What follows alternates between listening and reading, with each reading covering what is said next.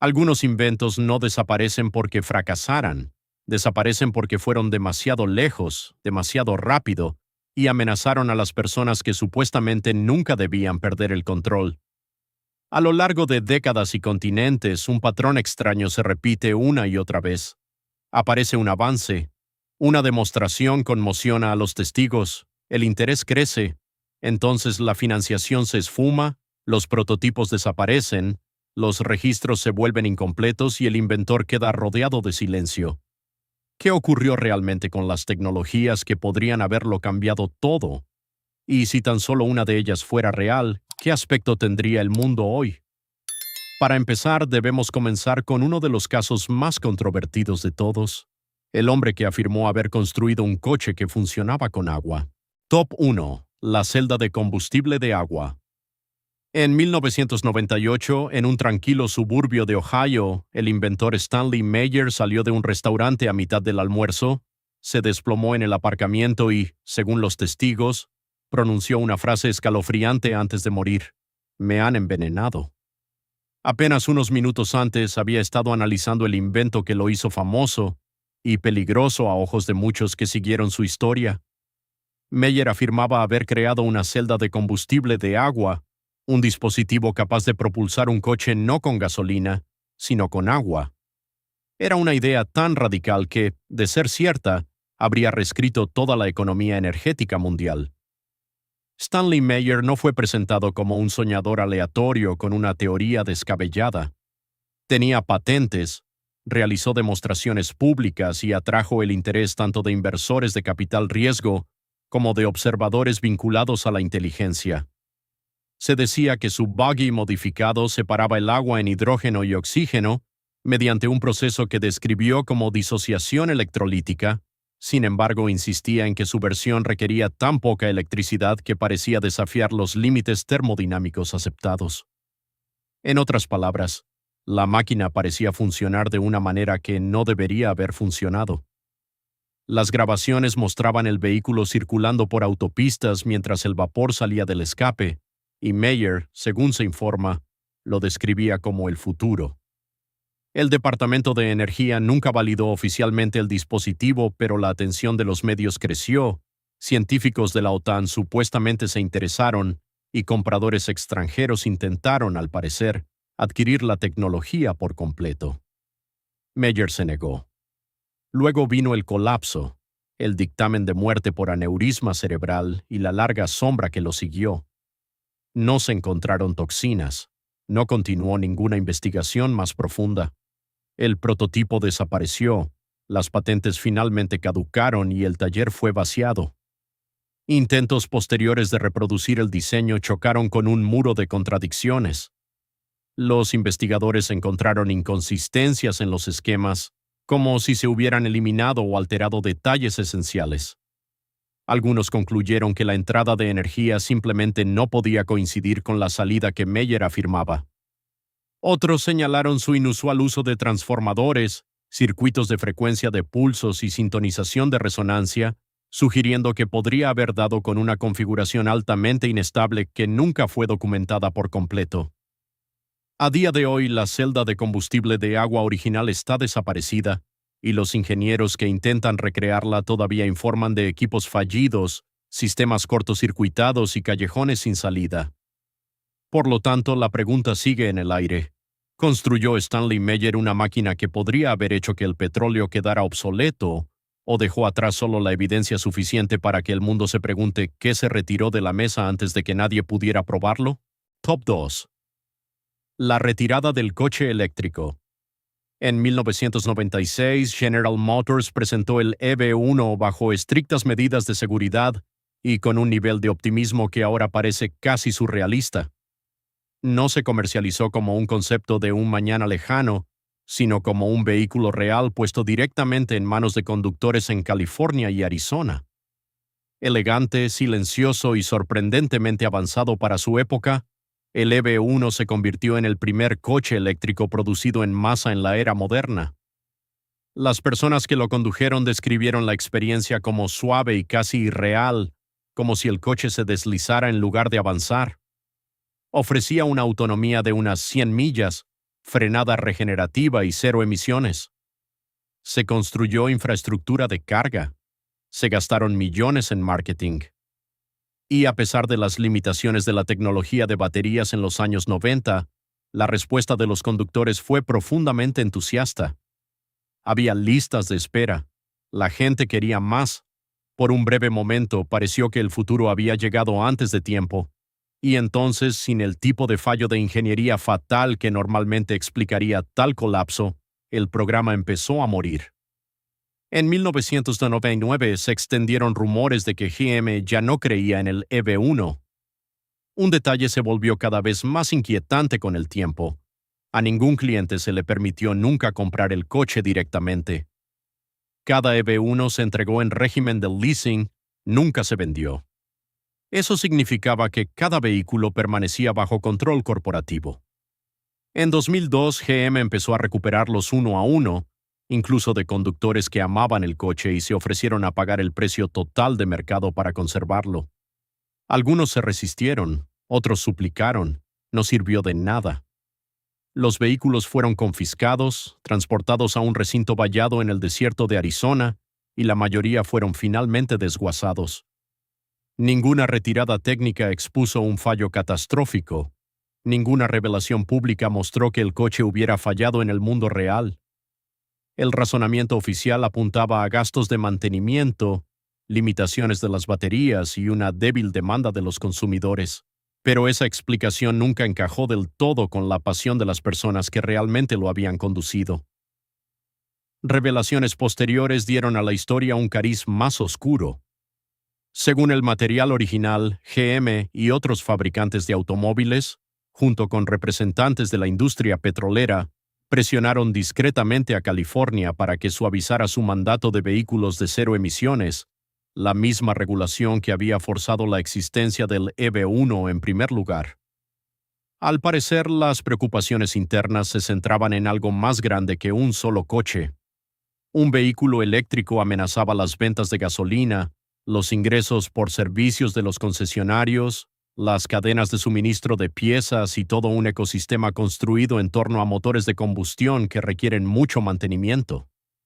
Los coches eléctricos necesitaban menos cambios de aceite, menos reparaciones y menos piezas de repuesto. En otras palabras, ofrecían muy pocas oportunidades de obtener beneficios tras la venta.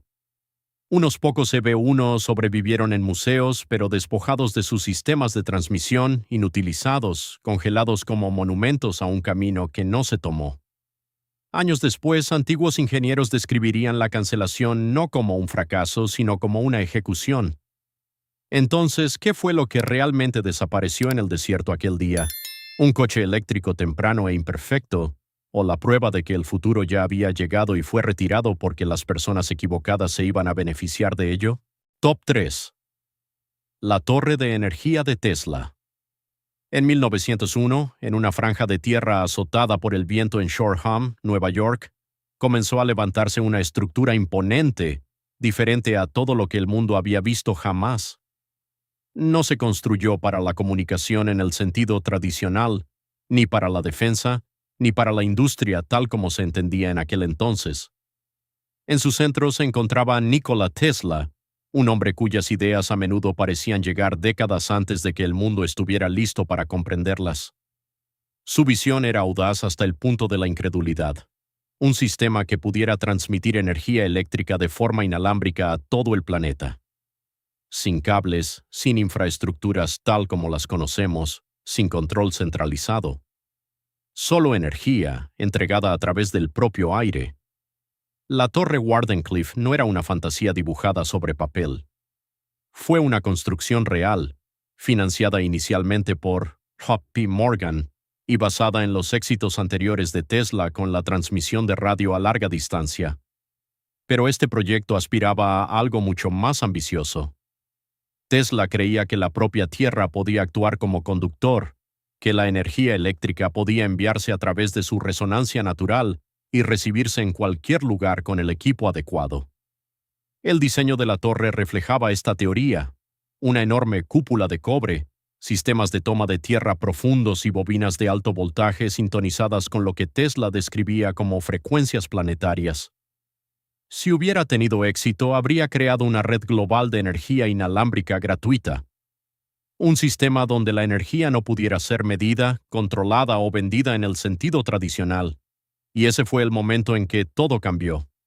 Cuando Tesla reveló el verdadero alcance de su proyecto, no solo comunicaciones, sino energía libre sin contadores, se dice que JP Morgan retiró su apoyo. La pregunta que se le atribuye ha resonado en la historia desde entonces. ¿Dónde ponemos el contador?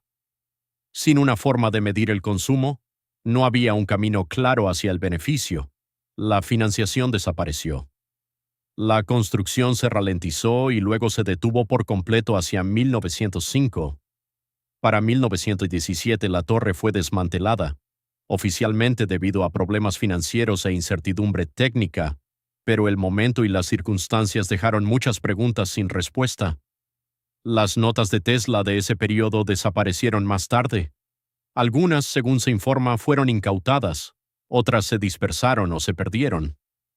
Los ingenieros que han intentado recrear aspectos del diseño describen extrañas inconsistencias, sistemas que deberían comportarse de manera predecible pero no lo hacen, y resonancias que se desvanecen sin explicación.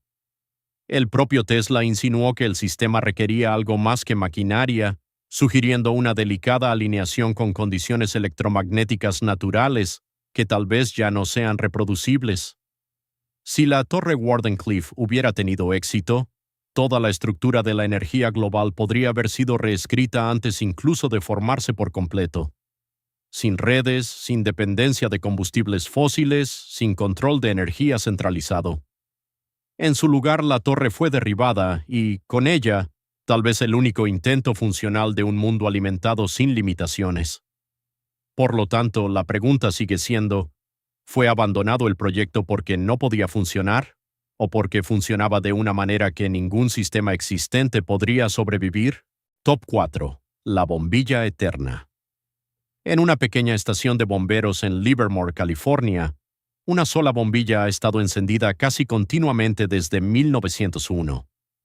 Cuelga silenciosamente del techo, emitiendo una suave luz ámbar que ha sobrevivido a guerras mundiales, revoluciones tecnológicas y generaciones de dispositivos modernos que fallaron mucho antes de tiempo.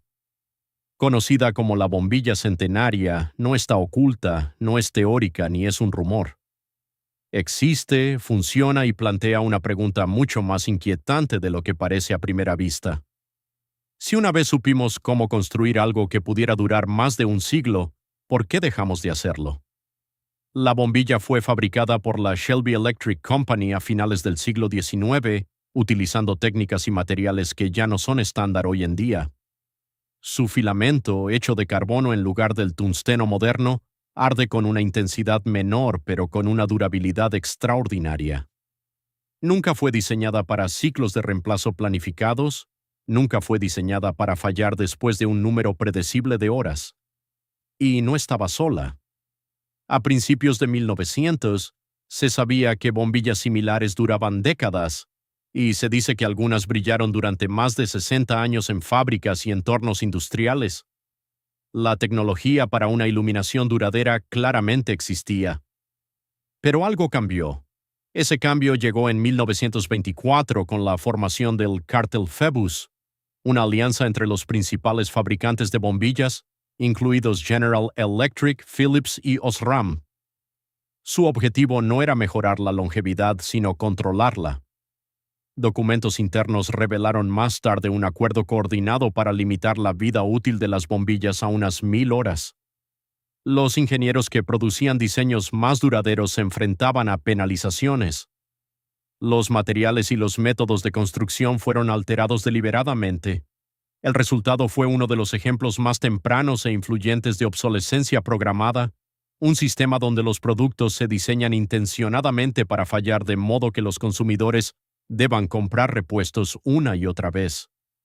Los beneficios aumentaron y, con el tiempo, el recuerdo de alternativas más duraderas se desvaneció de la conciencia pública. Los intentos de recrear la durabilidad de aquellas primeras bombillas han encontrado una resistencia inesperada. Los procesos de fabricación originales solo están parcialmente documentados, y aunque los materiales en sí no son raros, No se alinean con los sistemas de producción modernos construidos en torno a la velocidad, la escala y el consumo continuo. La bombilla centenaria sigue ardiendo, desafiando silenciosamente todo lo que hemos llegado a aceptar sobre cómo se supone que deben comportarse los productos. Incluso se ha convertido en un símbolo, observada por personas de todo el mundo a través de una cámara en directo, un recordatorio de que la longevidad fue una vez posible y tal vez fue abandonada deliberadamente. Así que la pregunta ya no es si podemos construir cosas para que duren, sino si se nos permite hacerlo. Y si algo tan simple como una bombilla fue rediseñado para fallar, ¿qué más a nuestro alrededor fue cambiado silenciosamente por la misma razón? Top 5. El purificador de aire oriental. A principios de los años 90, en las decadentes zonas industriales de la Europa del Este postsoviética, un grupo de antiguos ingenieros militares presentó un dispositivo que, de haber sido tomado en serio, podría haber cambiado la forma en que la humanidad trata el aire mismo. Escondida en las afueras de una ciudad en Polonia, esta máquina no parecía revolucionaria a primera vista. Era pequeña, cuadrada y completamente silenciosa. Pero lo que prometía era extraordinario. Podía purificar el aire de una habitación entera en cuestión de minutos, eliminando no solo el polvo o el humo, sino también productos químicos industriales tóxicos, virus transmitidos por el aire y contaminantes microscópicos hasta un nivel casi atómico. El sistema funcionaba mediante una combinación de filtración por plasma frío y un campo electrostático que alteraba la carga de las partículas en el aire. Pero a diferencia de los filtros tradicionales que atrapan los contaminantes, este dispositivo supuestamente los descomponía a nivel molecular. No almacenaba la contaminación, la destruía. No había filtros que reemplazar, casi no requería energía y no liberaba emisiones secundarias al medio ambiente. En demostraciones controladas, los resultados eran difíciles de ignorar. Evaluadores independientes observaron cómo el dispositivo eliminaba formaldehído y benceno de entornos sellados en minutos. En espacios industriales más grandes redujo la contaminación por PM2,5 en más del 98% en una hora. No se trataba de mejoras marginales. Eran resultados que sugerían un cambio completo en cómo podía funcionar la purificación del aire. Las reacciones iniciales fueron abrumadoramente positivas. Al parecer, funcionarios gubernamentales y organizaciones ambientales vieron el potencial de inmediato. Uno lo describió como una de las tecnologías ambientales más disruptivas de su tiempo. Pero en pocas semanas todo cambió. El proyecto fue clausurado repentinamente. Las explicaciones oficiales señalaron problemas burocráticos, complicaciones con las patentes y falta de certificaciones. Sin embargo, entre bastidores, los ingenieros informaron de algo muy diferente. Su desarrollador principal fue detenido e interrogado durante un traslado. Cargamentos de unidades recién construidas desaparecieron. Los acuerdos de financiación fueron revocados sin una justificación clara. Los laboratorios que habían colaborado en el proyecto recibieron instrucciones de cesar su participación. Para 1994, la empresa se había disuelto y el equipo se había dispersado por Europa.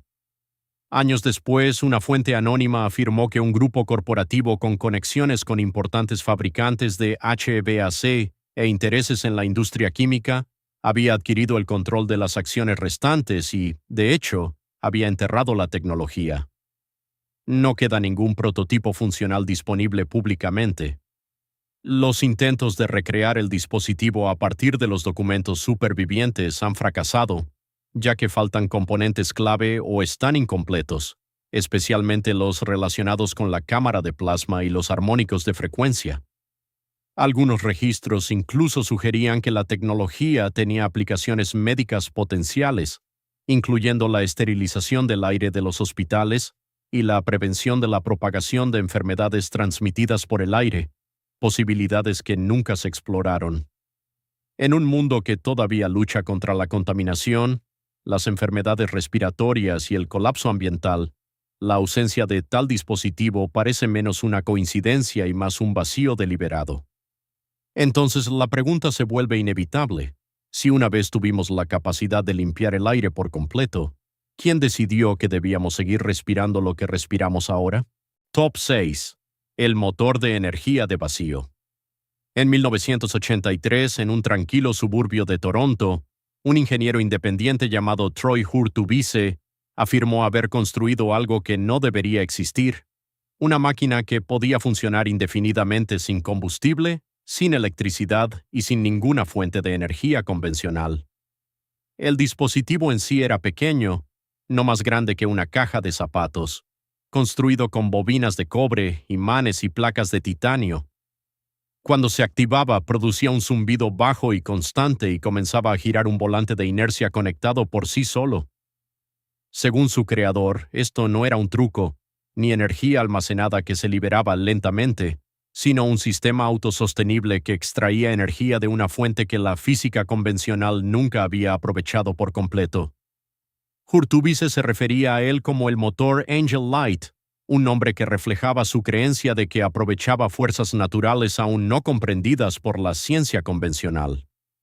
Lo construyó utilizando materiales poco comunes, incluyendo componentes rescatados de excedentes militares y equipos médicos desechados. Para la mayoría de los observadores parecía rudimentario, casi improvisado. Pero cuando se invitó a periodistas e ingenieros a presenciar el dispositivo en funcionamiento, informaron de algo profundamente inquietante. El motor arrancó y no se detuvo. Parecía generar suficiente par motor para alimentar sistemas mecánicos de forma continua, sin ninguna entrada externa. La explicación que ofreció fue tan controvertida como el propio dispositivo. Hurtubise afirmó que el motor funcionaba a través de una cámara de inversión de vacío, donde campos magnéticos opuestos creaban un diferencial de presión constante, imitando de hecho la energía de vacío que se teoriza que existe en el espacio profundo. En términos sencillos, era una máquina que parecía extraer energía de la nada y devolver más de la que consumía. De ser cierto, habría anulado uno de los supuestos más fundamentales de la física, que la energía no puede crearse de la nada, y, sin embargo, quienes lo vieron tuvieron dificultades para explicar lo que habían presenciado. Poco después de sus demostraciones, la situación cambió. Hurtubise informó haber sido visitado por individuos no identificados que le interrogaron sobre su trabajo, sus materiales y sus intenciones. Luego, solo una semana después, su taller ardió hasta los cimientos en lo que oficialmente se clasificó como un incendio eléctrico. Este detalle planteó dudas inmediatas, ya que el edificio no estaba conectado a una red eléctrica activa en ese momento. El fuego lo destruyó todo. No quedó rastro físico del motor. Intentó reconstruirlo, pero describió una interferencia creciente, envíos desaparecidos y repetidos actos de vandalismo. Finalmente se retiró por completo de la discusión pública sobre el motor.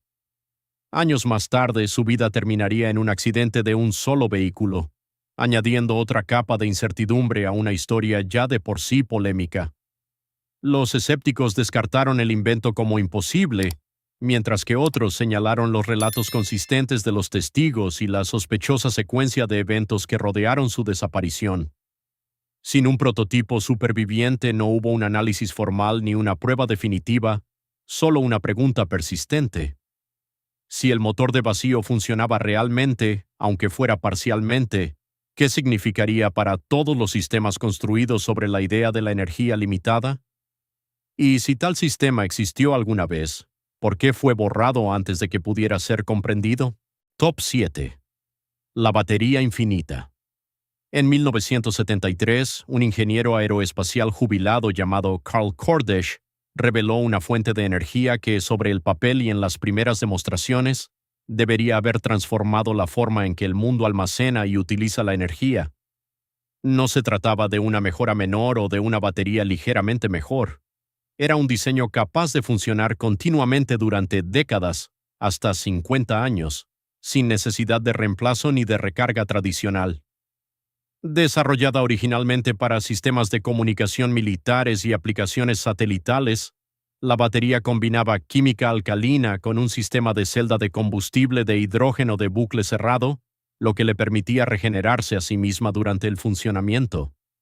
Kordesh no era un extraño que hiciera afirmaciones sin fundamento. Ya había contribuido al desarrollo de las primeras baterías alcalinas y había trabajado en tecnologías de celdas de combustible conectadas a importantes esfuerzos aeroespaciales. Su diseño se basaba en esos cimientos, fusionando estabilidad con regeneración de una manera que eliminaba la debilidad fundamental de las baterías convencionales, la degradación gradual con el tiempo. A diferencia de los sistemas de iones de litio, que pierden capacidad y requieren materiales que consumen muchos recursos, su enfoque se basaba en elementos comunes y un mínimo de piezas móviles. Podía funcionar en condiciones extremas, mantener una corriente continua incluso cuando estaba inactiva, y potencialmente alimentar dispositivos durante décadas sin interrupción. Pero cuando el invento fue presentado a la industria y a los reguladores, la respuesta estuvo lejos del entusiasmo que uno podría esperar. Según se informa, las reuniones siguieron un patrón familiar: interés inicial seguido de silencio. Se dice que un representante de una importante empresa de electrónica hizo una declaración que captura la atención en el centro de la historia. Si esta batería dura más que nuestros productos, ¿cómo nos mantenemos en el negocio? No se firmaron acuerdos de licencia a gran escala, no siguieron contratos de desarrollo importantes. A pesar de su potencial para remodelar la electrónica de consumo, el transporte e incluso los sistemas espaciales, el proyecto desapareció silenciosamente de la vista del público. Los intentos de hacer avanzar la tecnología se enfrentaron a repetidos obstáculos. Los esfuerzos de patentamiento se estancaron ante las afirmaciones de una aplicabilidad industrial limitada.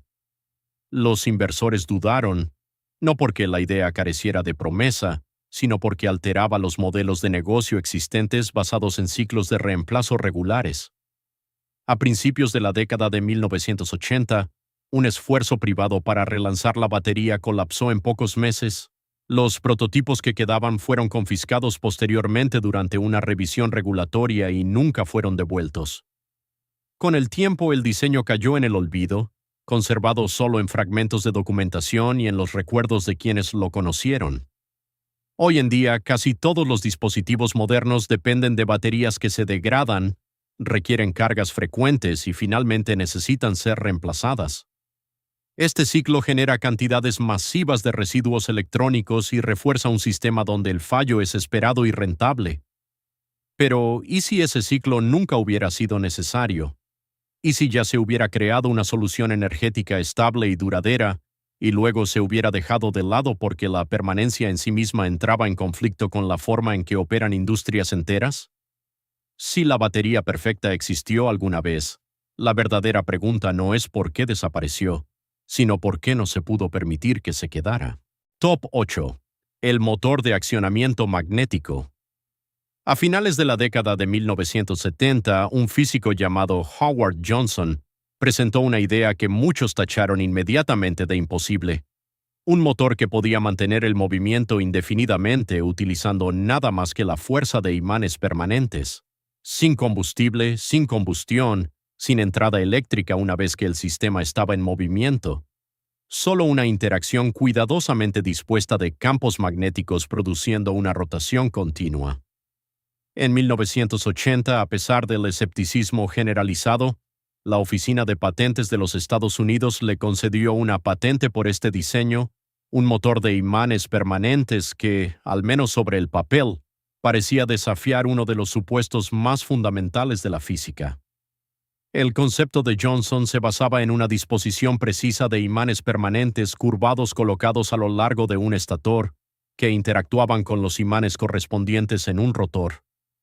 A medida que estos campos magnéticos se repelían y atraían en una secuencia cuidadosamente controlada, creaban una fuerza en cascada que mantenía el rotor en movimiento. Los observadores que presenciaron las demostraciones describieron un sistema que no se comportaba como ninguna máquina convencional. No parecía consumir energía de la manera en que lo hacen típicamente los motores, y sin embargo continuaba moviéndose. Johnson insistía en que el motor no estaba creando energía, sino liberando energía ya almacenada dentro de los campos magnéticos, una interpretación que muchos científicos rechazaron de plano. La reacción de la comunidad científica fue rápida y mayoritariamente despectiva. Las revistas más importantes se negaron a publicar su trabajo. Los investigadores que intentaron replicar el diseño informaron de extrañas inconsistencias, campos magnéticos que se comportaban de forma impredecible, pérdida repentina de magnetización o sistemas que simplemente se negaban a funcionar como se esperaba. Algunos argumentaron que el motor requería un nivel extremo de precisión o materiales específicos que no estaban fácilmente disponibles. Otros sostenían que todo el concepto violaba la segunda ley de la termodinámica y que, por tanto, no podía ser válido bajo ninguna circunstancia. A medida que crecía el interés por el invento, Johnson se enfrentó, según se informa, a una presión creciente. Surgieron desafíos legales en torno al alcance de su patente. Empresas que inicialmente habían expresado interés en licenciar la tecnología se retiraron abruptamente. Hubo incluso afirmaciones de que se habían hecho ofertas para comprar y enterrar silenciosamente la patente por completo. Johnson se negó, pero sin una financiación sostenida, su posición se volvió cada vez más frágil. A finales de la década de 1980 se estaba quedando sin recursos, su salud empezó a flaquear y sus apariciones públicas se hicieron raras. En una de sus últimas declaraciones comentó que nadie necesitaba refutar su trabajo, solo necesitaban durar más que él. Falleció en 2008, dejando tras de sí un diseño que nunca se desarrolló a escala comercial. Hoy en día, la idea de un motor magnético capaz de un movimiento continuo sigue siendo controvertida, a menudo descartada como pseudociencia a pesar de la existencia de registros oficiales de patentes. Pero la pregunta persiste en el trasfondo de cada discusión. Si solo una fracción de las afirmaciones de Johnson fuera correcta, ¿qué significaría eso para todos los sistemas construidos sobre el consumo de energía controlado? Y si tal máquina estuvo alguna vez cerca de la realidad, ¿fracasó porque rompió las leyes de la física o porque amenazaba algo mucho más protegido, la estructura misma del beneficio? Top 9. El convertidor de basura en combustible. En 2003, dentro de un almacén en las afueras de São Paulo, Brasil, un pequeño equipo de ingenieros presentó una máquina que parecía resolver dos de los problemas más urgentes del mundo al mismo tiempo: la escasez de energía y la acumulación de residuos. Con un tamaño aproximado al de un contenedor de transporte, su dispositivo podía tomar basura cotidiana, plásticos, restos de comida, incluso residuos urbanos mezclados, y convertirlos en combustible limpio y utilizable. Sin humo, sin emisiones tóxicas, sin contaminación visible. Simplemente entraba basura y salía gasolina. El sistema funcionaba a través de un proceso avanzado relacionado con la despolimerización térmica, mejorado por catalizadores patentados y cámaras de alta presión. A diferencia de la incineración básica o la pirólisis estándar, este enfoque descomponía los materiales a nivel molecular y reensamblaba las cadenas de carbono en combustible con eficiencias reportadas que superaban el 80%. En las demostraciones, los resultados fueron sorprendentes. Una prueba alimentó un generador diésel durante 48 horas utilizando combustible derivado enteramente de residuos mezclados. Otra produjo un líquido que cumplía o superaba los estándares regulatorios de combustible. La tecnología no solo funcionaba en teoría, funcionaba en la práctica bajo observación controlada. El proyecto, conocido como Proyecto Gaia, atrajo rápidamente la atención de funcionarios locales, grupos ecologistas y medios de comunicación nacionales. Por un breve momento pareció un avance que podría redefinir cómo las sociedades gestionan tanto los residuos como la producción de energía. Pero ese momento no duró. Pocas semanas después de ganar visibilidad pública, las autoridades asaltaron las instalaciones. La explicación oficial citó violaciones de licencias ambientales y preocupaciones regulatorias. El equipo fue confiscado para su inspección, se suspendieron los permisos. Sin embargo, no se presentaron cargos y nunca se proporcionó una justificación detallada. Tras la redada, el proyecto desapareció, de hecho. Los ingenieros que estaban detrás se retiraron de la vista del público. Los intentos de rastrear el prototipo confiscado condujeron a documentos censurados y callejones sin salida. Revelaciones posteriores insinuaron comunicaciones internas entre agencias gubernamentales y empresas energéticas privadas, advirtiendo que tales sistemas de conversión de combustible podrían alterar la infraestructura existente y los modelos de refinado tradicionales. Nunca quedó claro si esas preocupaciones eran técnicas, económicas o de otro tipo. Hoy en día los vertederos siguen expandiéndose, la contaminación por plásticos se intensifica y la demanda de energía aumenta en todo el mundo. Sin embargo, pocos recuerdan una máquina que una vez pareció abordar todos estos problemas a la vez. Los escépticos argumentan que escalar tal sistema podría haber revelado fallos ocultos o consecuencias imprevistas. Pero la repentina desaparición de un prototipo funcional, combinada con el silencio que siguió, deja una pregunta abierta que nunca ha sido respondida por completo. Si los residuos pudieran transformarse realmente en combustible limpio a gran escala, ¿es que el mundo no estaba preparado para esa transformación o era simplemente demasiado disruptiva para permitirla? Top 10. El escáner de predicción de enfermedades. En 2009, en un modesto laboratorio de investigación en Ginebra, un equipo de ingenieros biomédicos desarrolló un dispositivo que desafiaba una de las limitaciones más fundamentales de la medicina moderna, la capacidad de detectar una enfermedad antes de que se forme por completo. La máquina, del tamaño aproximado de una caja de zapatos, no dependía de análisis de sangre, exploraciones por imagen ni procedimientos invasivos. En su lugar, analizaba el campo electromagnético del cuerpo, mapeando sutiles patrones de bioresonancia y comparándolos con una base de datos de firmas de enfermedades conocidas. El equipo lo llamó Neuroscope y, en los primeros ensayos, su precisión fue difícil de ignorar.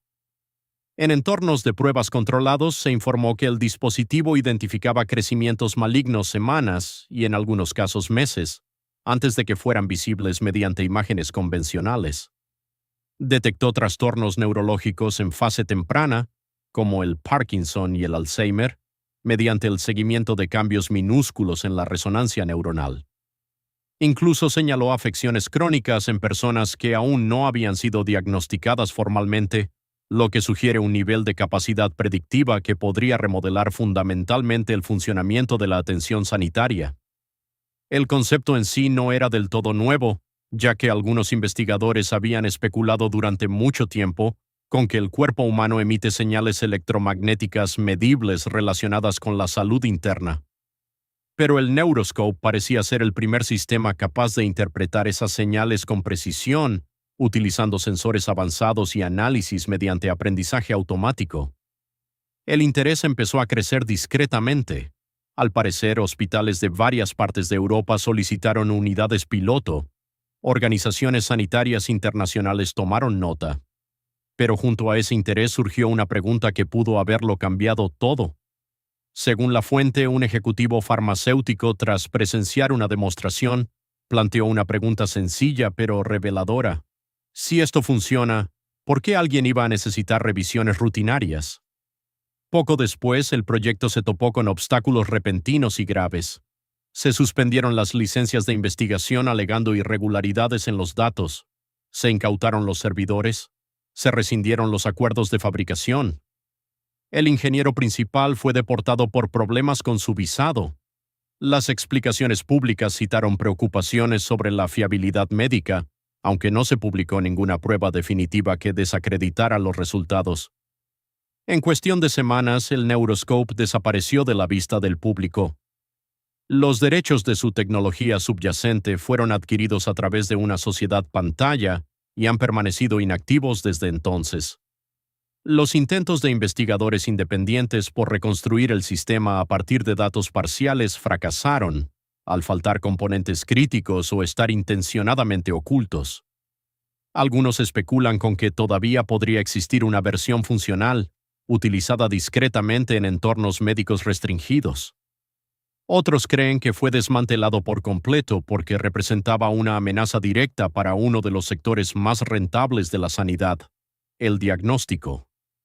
En un mundo donde las enfermedades a menudo se detectan solo después de haber progresado, la idea de identificar la dolencia antes de que aparezcan los síntomas lo cambiaría todo, desde los plazos de tratamiento hasta modelos económicos enteros construidos en torno a los cuidados a largo plazo. Por lo tanto, la pregunta final resulta imposible de ignorar. Si una vez existió una máquina que podía ver la enfermedad antes de que comenzara, ¿fue retirada porque falló o porque funcionaba demasiado bien para un sistema que nunca fue diseñado para prevenir la enfermedad en primer lugar? Estos inventos dispersos en el tiempo y a través de los continentes ya no parecen historias aisladas. Cuando se colocan uno al lado del otro empieza a surgir un patrón donde los avances aparecen, demuestran su valía y luego desaparecen silenciosamente antes de que puedan remodelar el mundo. No porque fallaran, sino por aquello a lo que amenazaban. Un sistema construido no solo sobre la innovación, sino sobre el control, sobre el beneficio y sobre quién llega a decidir cómo será el futuro. Así que ahora la respuesta a la pregunta es vuestra. ¿Eran estas tecnologías realmente imposibles o eran simplemente demasiado poderosas para permitirlas en la vida cotidiana? Y si tan solo una de ellas fuera real, ¿qué más ha sido ya creado y borrado silenciosamente antes de que tuvieras la oportunidad de verlo? Si esta historia te ha hecho reflexionar, no olvides dar a me gusta al video y suscribirte al canal, porque a veces los descubrimientos más importantes no son los que celebramos, sino los que nunca debimos recordar.